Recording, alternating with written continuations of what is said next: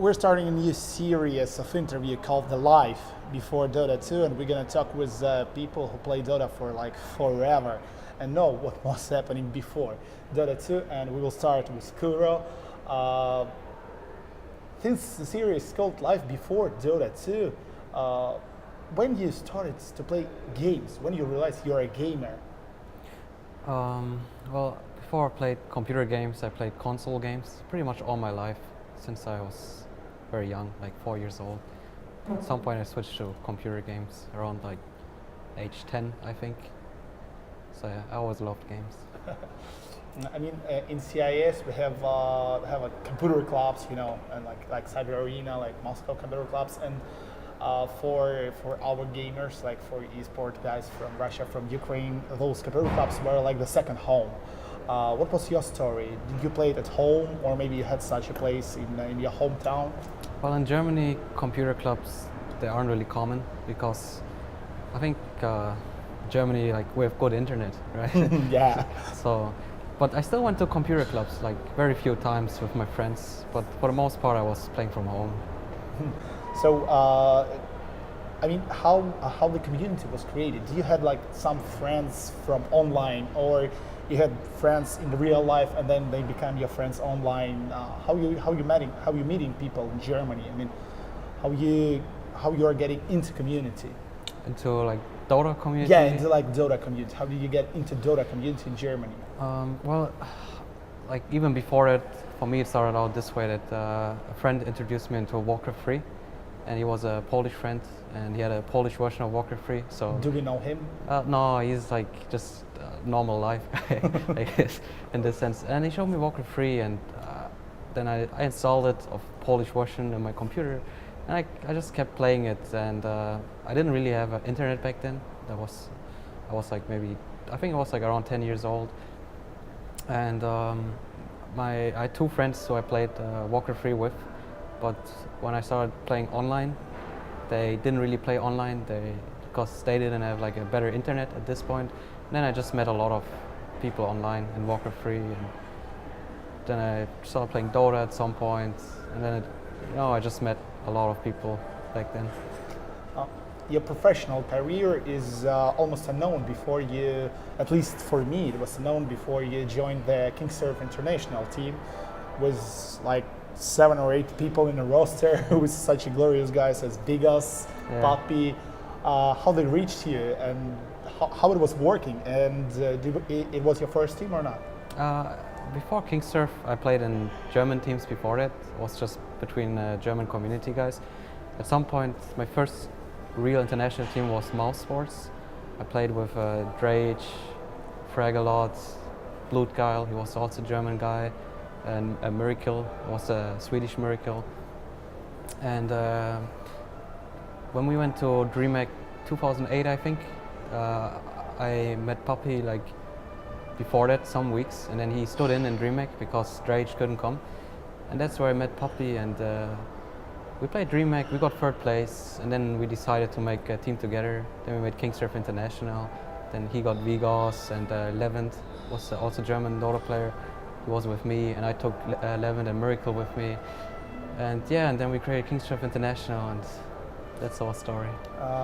What was the KingSurf International? Because it was like Malaysian KingSurf team, it was KingSurf International. So I mean, did you guys had some salary, or did you had some sponsors, or how it looked like?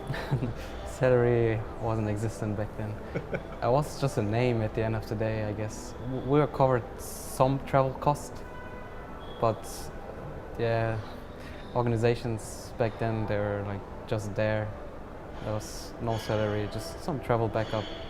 And the Malaysian guy was called Eric. I'm still in contact with him even today.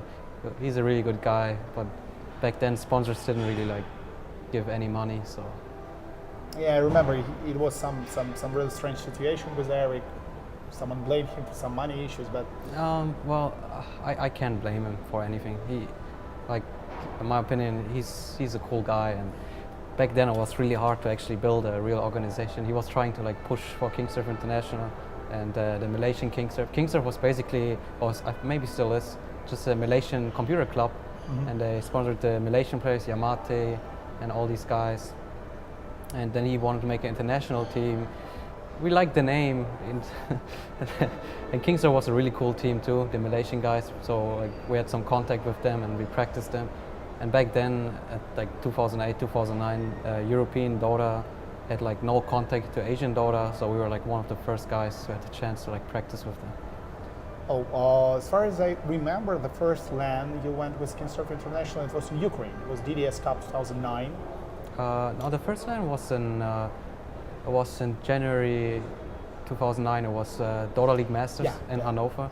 That was our first LAN together, and yeah. That's actually was the first normal Dota LAN, right? It was the first normal Dota LAN. And we went there and we were super motivated.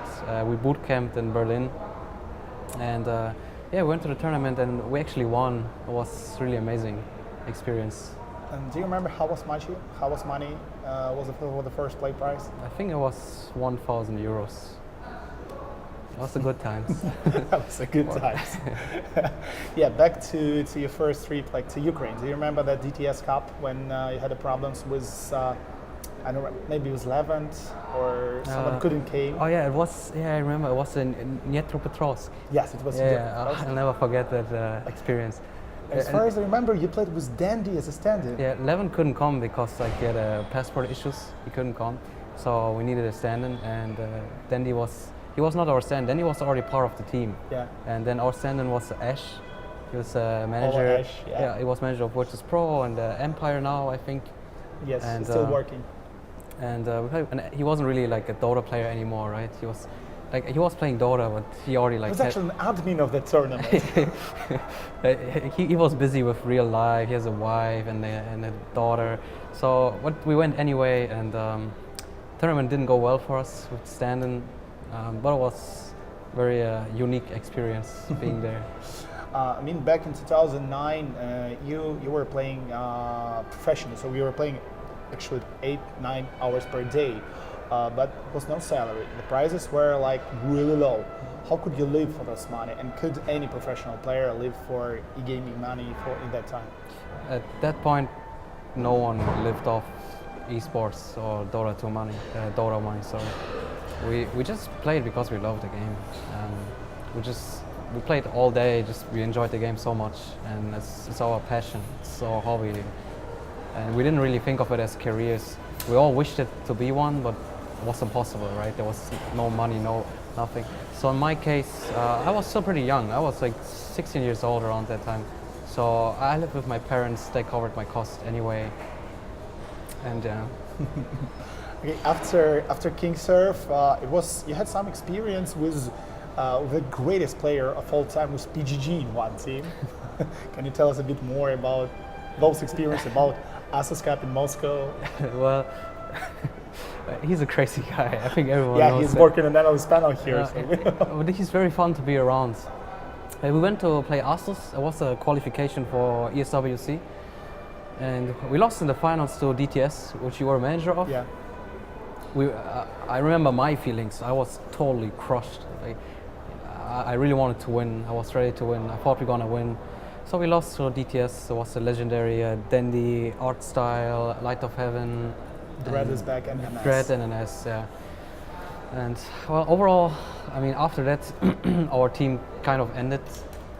It was like we came back then. People just came together to play one tournament, and then we went apart.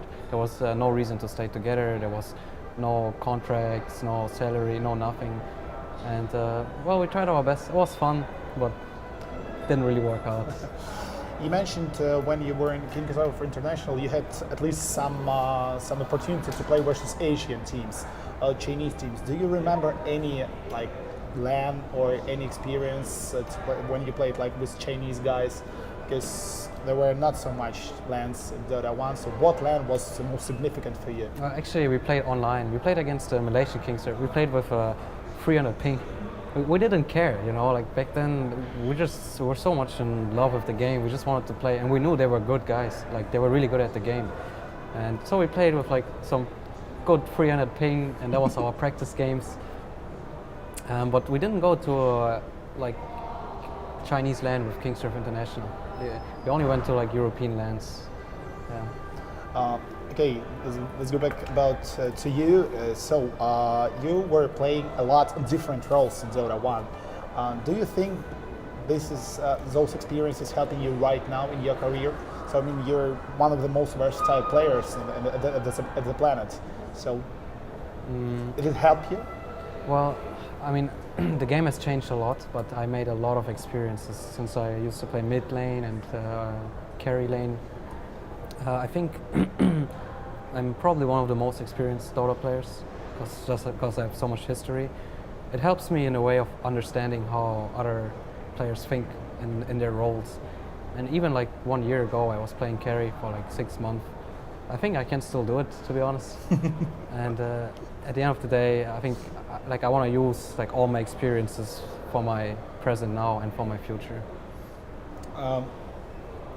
What do you think about like new players right now in Dota 2? Do they have some advantages over the old guys? I mean, because they're young, or the experience matter more than the young, than the talent, than the reaction? There always needs to be like a balance. Experience has like advantages, but being young has like a lot of advantages too. It means young players, they have a easier time learning stuff. They just like, for example, the game changes and the game changes a lot, and now like Dota 2, the map changes. So young players, they can just like pick up the game much quicker. That's what I noticed about myself. Now that I'm getting older, it's harder to like adapt as fast or like pick up things. It's harder to play 12 hours in a row and like just not giving a shit, you know. Now like I need some pauses and I need to like eat some food and relax. Yeah, but when you're young, then you can put so much energy into just playing in this case. And the experienced players, in my opinion, they have like an obligation to like teach the young players the experience. So if you like make a team and you have experienced players and young blood, usually it makes, in my opinion, like right now, it's one of the best ways to run a team. So they can just combine their strength. Okay, to end the interview, I want to ask you one simple question: Who of your old friends, old teammates you miss right now? Who you want to see in Dota 2? Maybe I don't know, Malk, Levens. Your let me rephrase, your like the best teams you would play right now, like to end their career.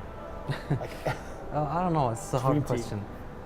I mean, like, who I miss playing with? Yeah, you miss playing. Well, I miss playing with like a lot of my old teammates. Like my teammates from Navi, I miss them. I miss teammates from Secret, but I wouldn't change my team right now. I'm happy in the team I am. For now, I want to like keep going what I'm doing. Okay, good luck with that, and thank you for interview and good luck in the shot match.